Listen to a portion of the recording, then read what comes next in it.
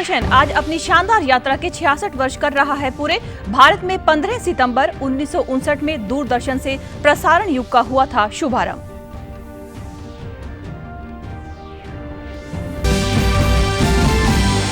पंजाब सरकार ने बाढ़ प्रभावित गांवों में राहत कार्यों व नुकसान के मूल्यांकन को सुचारू बनाने के लिए नोडल अध्यक्ष व सदस्य किए नियुक्त।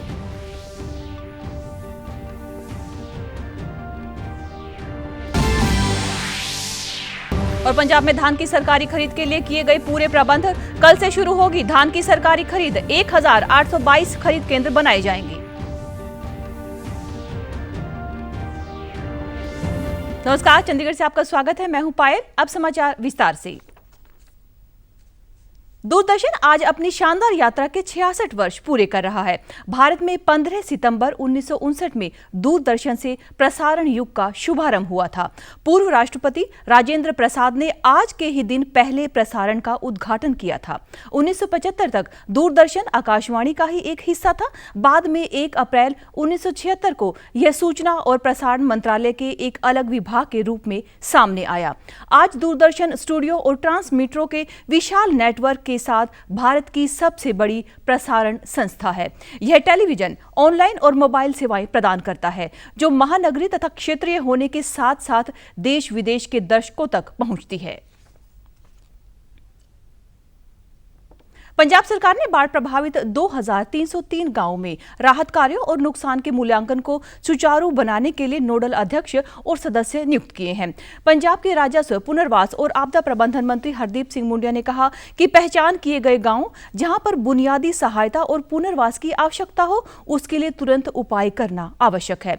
इसके लिए नोडल प्रतिनिधि जिला प्रशासन और नियुक्त गजटेड अधिकारियों के साथ समन्वय करते हुए अपनी जिम्मेदारियां निभाएंगे। उन्होंने बताया कि ये प्रतिनिधि राहत सामग्री के वितरण की निगरानी करेंगे, फसलों, मकानों तथा पशुधन को हुए नुकसान के मूल्यांकन में सहायता करेंगे और बाढ़ पीड़ितों के क्लेम समयबद्ध तरीके से फैसिलिटेट करेंगे, ताकि प्रभावित व्यक्तियों को मुआवजा और सहायता बिना किसी देरी के प्रदान की जा सके। उन्होंने कहा कि बाढ़ प्रभावित लोगों को केवल तत्काल राहत ही नहीं, बल्कि स्वास्थ्य शिविरों की उपलब्धता, गुजर बसर के साधन और पुनर्वास की अत्यंत आवश्यकता होती है। इसलिए नियुक्त नोडल चेयरमैन और मेंबर राज्य सरकार के सहायक अंग के रूप में गांव के हर स्तर पर कार्य करते हुए चिकित्सा सहायता, सफाई कार्य और आवश्यक सेवाओं की तुरंत बहाली सुनिश्चित करेंगे। मुंडिया ने सभी डिप्टी कमिश्नरों तथा सब डिविजनल अथॉरिटीज को निर्देश दिए कि वे नोडल प्रतिनिधियों को पूर्ण सहयोग प्रदान करें, आवश्यक डाटा एवं साधन उपलब्ध कराएं। दूसरी ओर पंजाब में बाढ़ प्रभावित सभी मंडियों को बहाल करने के लिए 5 दिवसीय अभियान का आगाज किया गया है। जिला मंडी अफसरों को 19 सितंबर तक सभी मंडियों को कार्यशील करने की हिदायत भी दी गई है। पंजाब में धान की सरकारी खरीद कल से शुरू होने जा रही है। राज्य सरकार के द्वारा सीजन की खरीद के लिए 1822 खरीद केंद्र बनाए गए हैं, जिनमें बिजली और पीने योग्य पानी का प्रबंध किया गया है। किसानों को मंडियों में धान लाने से पहले व्यापारियों को अपनी भूमि की मैपिंग करवाने की सलाह दी गई है, ताकि धान बेचते समय किसानों को किसी भी परेशानी का सामना न करना पड़े। किसानों को मंडी में सूखा धान लाने के लिए कहा गया है, ताकि समय पर बोली प्रक्रिया पूरी की जा सके। जमीन मालिक मंडी बोर्ड के पोर्टल पर अपनी जमीन की लैंड मैपिंग भी देख सकते हैं। इसके अलावा फार्म धारक किसान आयुष्मान स्वास्थ्य योजना के अंतर्गत पंजीकरण करवाने के लिए संबंधित मार्केट कमेटी के साथ संपर्क कर सकते हैं। राज्य सरकार ने धान की खरीद के लिए वचनबद्धता भी दोहराई। यूपीआई अब बड़े लेन देन के लिए और भी आसान हो गया है। यूपीआई यूजर्स आज से एक दिन में 10 लाख रुपए तक का भुगतान कर सकेंगे। एनपीसीआई ने person to merchant P2M payment की कई कैटेगरी में डेली लिमिट 2 लाख रुपए से बढ़ाकर अब 10 लाख रुपए कर दी है। इस फैसले से बीमा, निवेश और क्रेडिट कार्ड भुगतान जैसे बड़े लेन देन में यूपीआई के जरिए काम किए जा सकेंगे। कैपिटल मार्केट में निवेश और इंश्योरेंस प्रीमियम भुगतान की लिमिट 2 लाख से बढ़ाकर अब 5 लाख रुपए तक कर दी गई है। हालांकि एक दिन में अधिकतम 10 लाख रुपए ही भुगतान हो सकेगा। सरकारी ई मार्केट प्लेसेस पर अब प्रति लेन देन 5 लाख रुपए तक भुगतान की सुविधा होगी। पहले यह सीमा सिर्फ 1 लाख रुपए की थी। इसमें टैक्स पेमेंट और अर्जेंट मनी डिपॉजिट भी शामिल है। ट्रैवल सेक्टर में भी लिमिट 1 लाख रुपए से बढ़ाकर 5 लाख रुपए तक कर दी गई है। यहां भी प्रतिदिन अधिकतम 10 लाख रुपए का भुगतान किया जा सकेगा। अब यूपीआई के जरिए क्रेडिट कार्ड का बिल का भुगतान भी 5 लाख रुपए तक किया जा सकता है। हालांकि 24 घंटे में कुल लिमिट 6 लाख रुपए तक ही तय की गई है।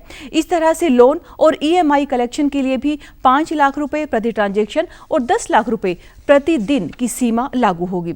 ज्वेलरी खरीद पर यूपीआई लिमिट अब 2 लाख रुपए और एक दिन में अधिकतम 6 लाख रुपए होगी। वहीं डिजिटल ऑनबोर्डिंग के जरिए टर्म डिपॉजिट जैसी बैंकिंग सेवाओं पर 5 लाख रुपए प्रति ट्रांजैक्शन और प्रतिदिन की सीमा भी तय कर दी गई है। हालांकि पर्सन टू पर्सन पेमेंट की सीमा पहले की तरह 1 लाख रुपए प्रतिदिन ही रहेगी। पंजाब के स्वास्थ्य एवं परिवार कल्याण मंत्री डॉक्टर बलबीर सिंह ने बाढ़ प्रभावित क्षेत्रों में बाढ़ से उत्पन्न बीमारियों के मुकाबले के लिए सभी उपलब्ध संसाधनों को सक्रिय करने का आदेश दिया है। उन्होंने राज्य के सरकारी डॉक्टरों, निजी स्वयंसेवकों, आयुर्वेदिक डॉक्टरों और एमबीबीएस इंटर्न्स को शामिल करते हुए 2303 बाढ़ प्रभावित गांवों में एक विशेष स्वास्थ्य अभियान शुरू करने का निर्देश दिया है। इस अभियान का उद्देश्य वेक्टर बोर्न पानी से उत्पन्न और संक्रामक बीमारियों के फैलाव को रोकना है। अभियान को 3 मुख्य हिस्सों में बांटा गया है। पहला, स्वास्थ्य एवं मेडिकल कैंप, जिसमें 596 गांवों में नियमित रूप से क्लिनिकों पर और बाकी 1707 गांवों में स्कूल या सामुदायिक केंद्रों पर 3 दिन से अधिक समय तक कैंप लगाए जा सकेंगे। दूसरा, आशा वर्कर्स के द्वारा घर घर का दौरा, जिसमें 11,103 से अधिक आशा वर्कर मच्छर भगाने वाली दवाइयां, ORS, पैरासीटामोल की दवाई, क्लोरीन की गोलियां, साबुन और आवश्यक वस्तुओं से युक्त सेहत किट वितरित करेंगे। तीसरा, 21 दिनों तक वेक्टर कंट्रोल अभियान के तहत फ्यूमिगेशन, फोगिंग, लार्विसाइडल स्प्रे जैसी गतिविधियां नियमित रूप से की जाएंगी। पंजाब के पशुपालन, डेयरी विकास और मछली पालन मंत्री गुरमीत सिंह खुडिया ने बताया कि विभाग ने पशुओं को बाढ़ के पानी से उत्पन्न होने वाली बीमारियों से बचाने के लिए कार्य योजना तैयार की है। इन बीमारियों में गलघेटू, खुर रोग सहित कुछ अन्य बीमारियां भी शामिल हैं। इस बहुपक्षीय अभियान के तहत प्रभावित पशुपालकों की सहायता के हेतु सामूहिक टीकाकरण, कीटाणु मुक्तिकरण और इमरजेंसी देखभाल सेवाएं प्रदान की जाएंगी।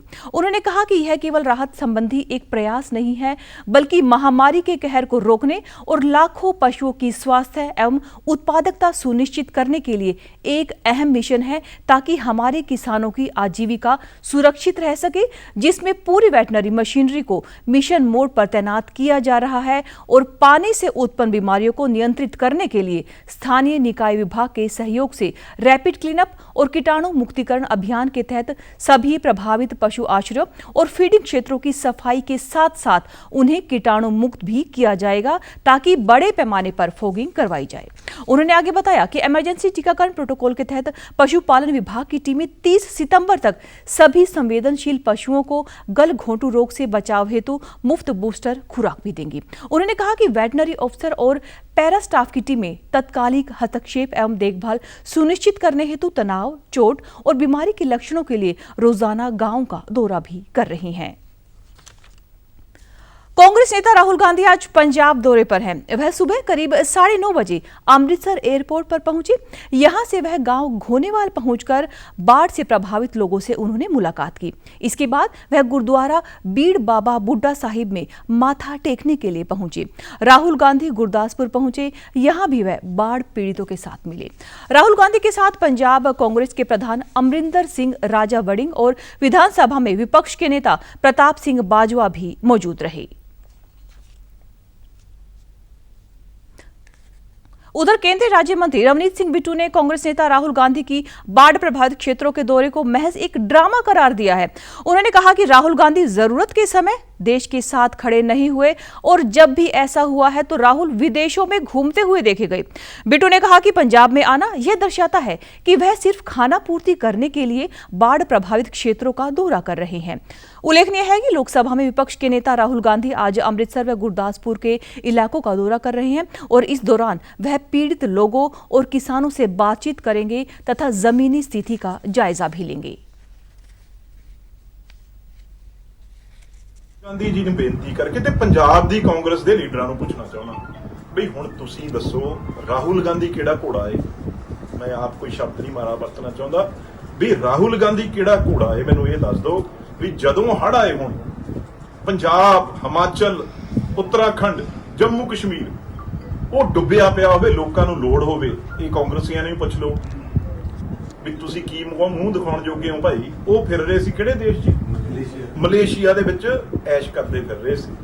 ਉਧਰ ਵਾਈਸ ਪ੍ਰੈਜ਼ੀਡੈਂਟ ਕੈਂਡੀਡੇਟ ਦੇਤਾ ਤੇ ਜਨਾਬ ਕੈਂਡੀਡੇਟ ਨੂੰ ਖੜਾ ਕਰਕੇ ਚਲੇ ਗਏ ਮਲੇਸ਼ੀਆ।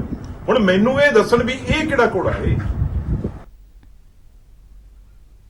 पंजाब में बाढ़ पीड़ितों की मदद को लेकर अब लोग आगे आ रहे हैं और खुलकर मदद भी कर रहे हैं, जिसको लेकर चंडीगढ़ में स्थित सेक्टर 29 में एक छोले भटूरे के विक्रेता ने अनोखी मुहिम शुरू की है, जिसके तहत अगर कोई बाढ़ पीड़ितों की मदद करता है और उसकी रसीद लेकर आता है तो वह उन्हें मुफ्त में छोले भटूरे खिलाएंगे। यह संजय राणा है, जो इससे पहले कोरोना काल में भी लोगों की मदद कर चुके हैं और उस समय एक मुहिम शुरू की थी, जो कि कोविड में वैक्सीन लगवाकर सर्टिफिकेट दिखाएगा, उनको मुफ्त में छोले भटूरे खिलाए जाएंगे। इससे मानवता की सेवा भी होगी। बाढ़ पीड़ितों के लिए पैसे की मतलब जो किसी को पैसे जमा कराएगा या राशन पानी देगा, जो जाके वो रसीद लेके आएगा, मैं उनके लिए छोले भटूरे खिलाऊंगा। इसलिए ये शुरू से ऐसी घर के वो माँ बाप के संस्कार करते ऐसे थे, रही नहीं बेचारे, पर देश की सेवा करने का मौका हमें मिला नहीं दोबारा, चलो जी ऐसे कर देते हैं। फिर ये है कि जब 2 रोटी हम खा रहे हैं तो 1 रोटी उनको देना फर्ज पड़ता है। देश के लिए है तो सब कुछ है। प्रधानमंत्री मन की बात में मेरा नाम लिया था, टीचर में वैक्सीन लगाने को एक प्लेट पीट ला, फिर माँ के नाम पेड़ भी लगाया जी, फिर चलिए बाढ़ पीड़ितों के लिए भी लगाया। अब मुझे कहते हैं मैं 400-500 रुपये अपना इकट्ठा करके दे आया करेंगे, इतना कर, बाकी जो आएगा उनके लिए फ्री दो। गौरतलब है कि इससे मानवता की सेवा करने की प्रेरणा भी मिलती है। हरियाणा के मुख्यमंत्री नायब सिंह सैनी कल रोहतक पहुंचे, जहां उन्होंने सैनी शिक्षण संस्था के 75वें स्थापना दिवस समारोह में बतौर मुख्य अतिथि भाग लिया। इस अवसर पर उन्होंने महात्मा ज्योतिबा फुले शिक्षा सदन का उद्घाटन किया और सैनी पब्लिक स्कूल के नए भवन की आधारशिला भी रखी। मुख्यमंत्री ने संस्था को 51 लाख रुपए अपनी निजी निधि से देने की घोषणा की। मुख्यमंत्री ने कहा कि संस्था की 75 वर्षों की यात्रा त्याग, समर्पण व परिश्रम की मिसाल है। उन्होंने समाज सुधारकों ज्योतिबा फुले और सावित्रीबाई फुले के योगदान पर प्रकाश डालते हुए कहा कि शिक्षा ही समाज में बदलाव ला सकती है। उन्होंने राष्ट्रीय शिक्षा नीति और डिजिटल शिक्षा को नई दिशा देने वाले कदम बताए। हरियाणा में 250 पीएम श्री स्कूलों की स्थापना, पिछड़े वर्ग के छात्रों को छात्रवृत्ति और बिना खर्ची बिना पर्ची के 1 लाख से अधिक युवाओं को नौकरी जैसी उपलब्धियां भी मुख्यमंत्री ने गिनाई।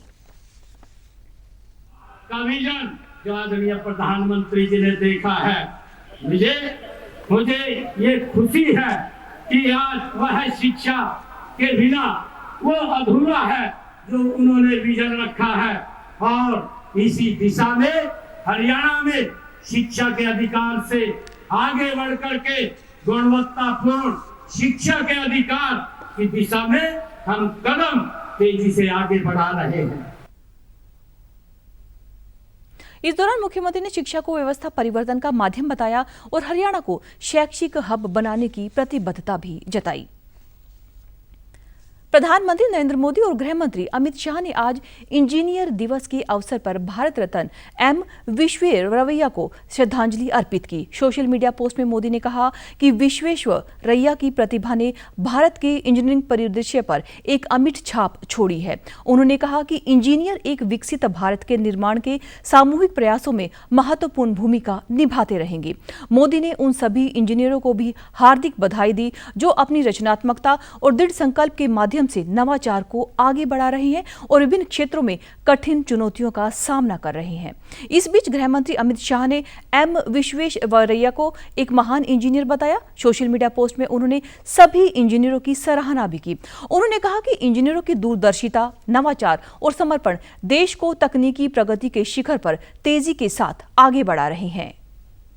का डिजाइन तैयार करने, कृष्णराज सागर बांध का निर्माण और व्यवस्थित बाढ़ नियंत्रण समाधान देने के लिए विशाखापत्तनम बंदरगाह को समुद्री कटाव से बचाने का उपाय लागू करने के लिए जाने जाते हैं। देश की तरक्की के लिए उनकी वैज्ञानिक सोच और तकनीकी कुशलता ने आज के भारत की दिशा तय करने में बड़ी भूमिका निभाई। अब वाणिज्य और उद्योग मंत्री पीयूष गोयल ने कहा कि भारत वर्ष 2047 तक 30 ट्रिलियन डॉलर की अर्थव्यवस्था वाला देश बन जाएगा। वाणिज्य और उद्योग मंत्री गोयल ने कल नई दिल्ली में एक निजी मीडिया संगठन के सम्मेलन में यह बात कही। पीयूष गोयल ने प्रधानमंत्री नरेंद्र मोदी के नेतृत्व में मुद्रास्फीति नियंत्रण पर बल देते हुए कहा कि 2014 में सत्ता में आने के समय सरकार की प्राथमिकता लागत नियंत्रण पर थी। उन्होंने कहा कि भारतीय रिजर्व बैंक को भारत की राजकोषीय और मौद्रिक नीति की निरंतर निगरानी करने का दायित्व सौंपा गया था। पीयूष गोयल ने सरकार के सूक्ष्म उद्योग, लघु उद्योग और मध्यम उद्योगों को सहायता देने के लिए उनके किए गए प्रयासों की जानकारी भी दी। पीयूष गोयल ने कहा कि 2017 में वस्तु और सेवा कर की शुरुआत आजादी के बाद का सबसे बड़ा परिवर्तन था। उन्होंने कहा कि वस्तु और सेवा कर ने अर्थव्यवस्था को भ्रष्टाचार, बिचौलियों और कागजी कार्रवाई से मुक्त बनाने में सहायता की है। और इसके साथ ही आप हमारे समाचार YouTube channel DD news Chandigarh, Facebook DD news Chandigarh और social media X DD news CHD पर भी देख सकते हैं। तो चंडीगढ़ से समाचारों का सिलसिला समाप्त होता है। नमस्कार।